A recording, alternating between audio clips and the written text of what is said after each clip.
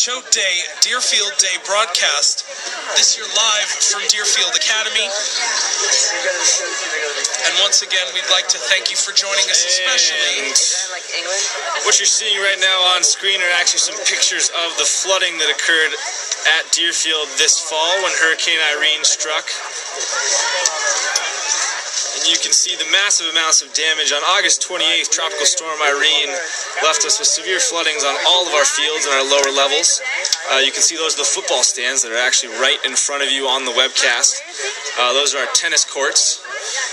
Most of the damage was to the fields and a few faculty houses. We did lose 3 scoreboards and 4 sets of bleachers were washed away.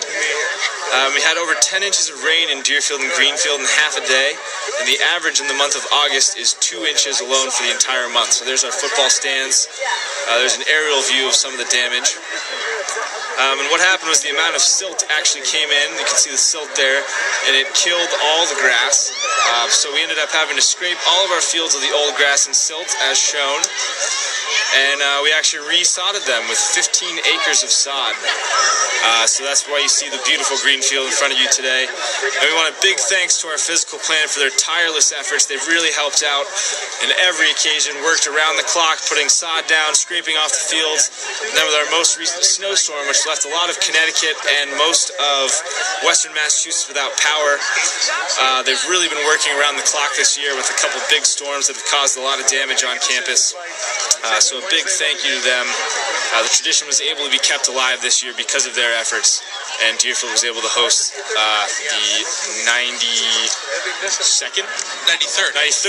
93rd contest between these two teams. Yes, as you say, this is the 93rd contest. It would have been terrible if we had to have it in a different location. So excited from the Choate side of things. Oh, and here we go. So now we are back. We are on to our tradition and history of the Choate Deerfield Day slideshow. And so in 1922, headmasters George St. John of Choate and Frank Boyden of Deerfield arranged for their football teams to meet in Wallingford to play their first game. Despite Deerfield's 28-6 loss to Choate, Mr. Boyden expressed the desire to compete again. His request would ignite an enduring tradition and rivalry.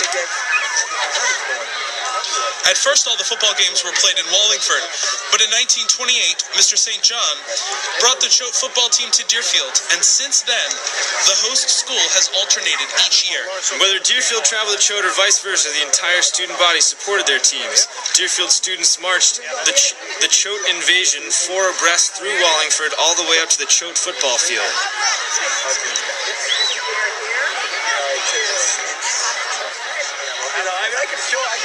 And now today, Choate is led by none other than our boar pen, sporting blue and gold body paint, banging trash cans, and blowing vuvuzelas.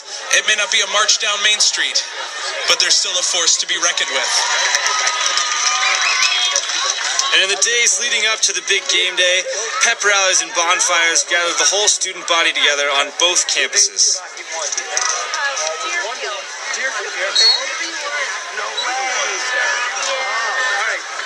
Good to see you. Yeah, great to see you. Okay. Good luck to you. I know. Hey, look.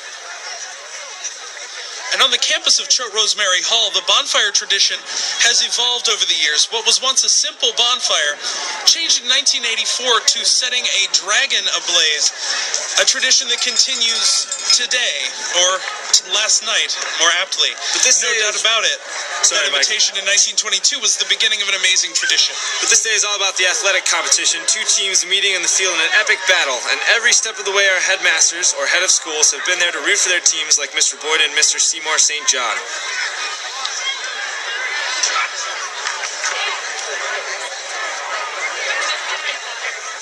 Not a lot of smartphones in these pictures, Michael. I don't know that I've counted one.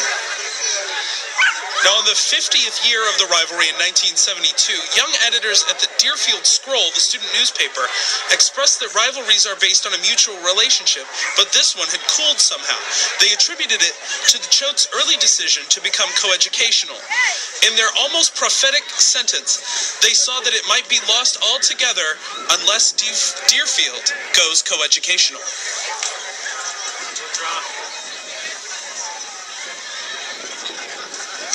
as you can see, the rivalry has been kept alive and kicking as both schools have embraced coeducation.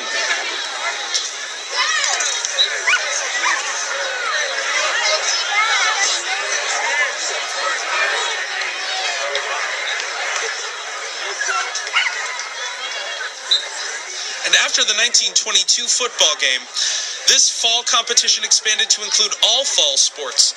It's great to see both girls and boys teams competing on the fields and sidelines, cheering each other on, rain or shine.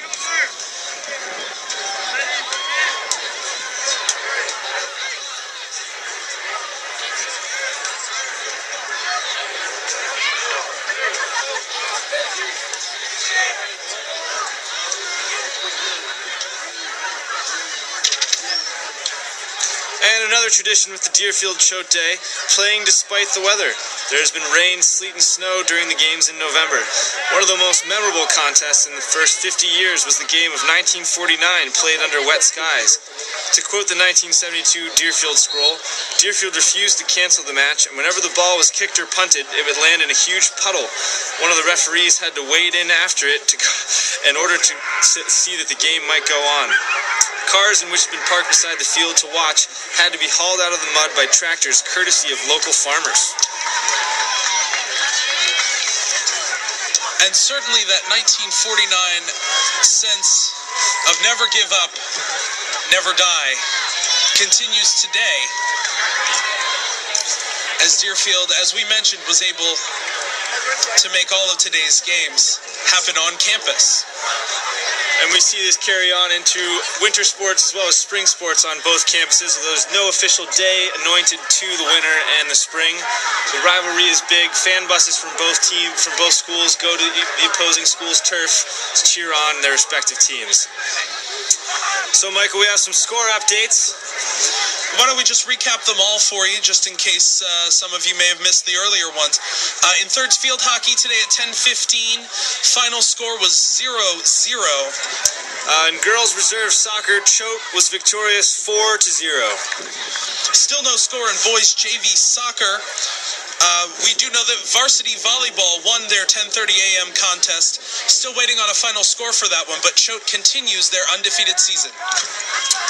Up, and we're getting more score updates as we're going here. We'll get those to you as soon as we have them. Girls varsity field hockey won.